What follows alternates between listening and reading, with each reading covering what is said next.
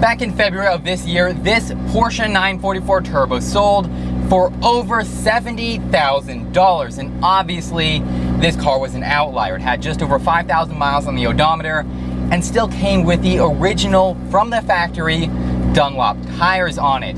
But it kind of started to get me thinking, aren't all 944s starting to go up in value and become collectibles? That's what we're covering in today's video. So let's hop out to the parking lot where we can shut this car off and actually have a real conversation. Well, now that the very loud and annoying exhaust has finally been shut off, I feel like I can make an introduction to you guys. My name is Daniel, and this is my 1984 Porsche 944 project car.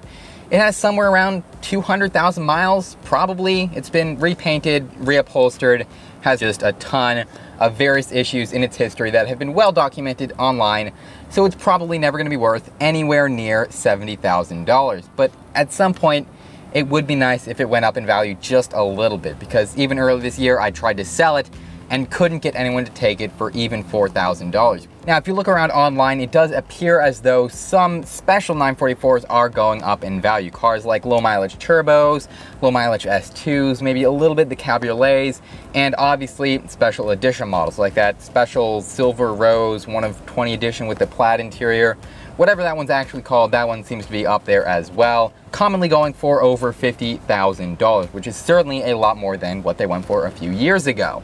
But as for us, just regular 944 guys with, you know, normal, early, naturally aspirated models with high miles, prices have seemed to hold pretty steady over the past couple years. I've had this car for almost a year exactly, and prices haven't changed at all. I bought it for just over $3,000, and the market seems to still be right around there for cars that are in similar condition to mine. It's still about $5,000 to $7,000 for one in good condition and $1,000 to $3,000 for one in bad condition.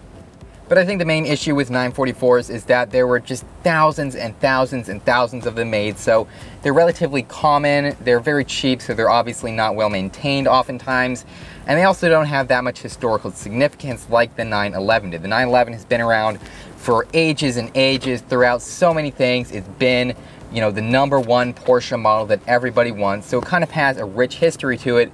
Whereas with cars like the 944, you know, it wasn't the first water-cooled, the first front-engine car. That was actually the 924. It just was kind of one in a long line of many very popular front-engined, four-cylinder Porsche models. So there's literally thousands and thousands of them out there anywhere you go. They're not hard to find, kind of like 911s are starting to become. So that's definitely an obstacle in the way to being a classical collectible car.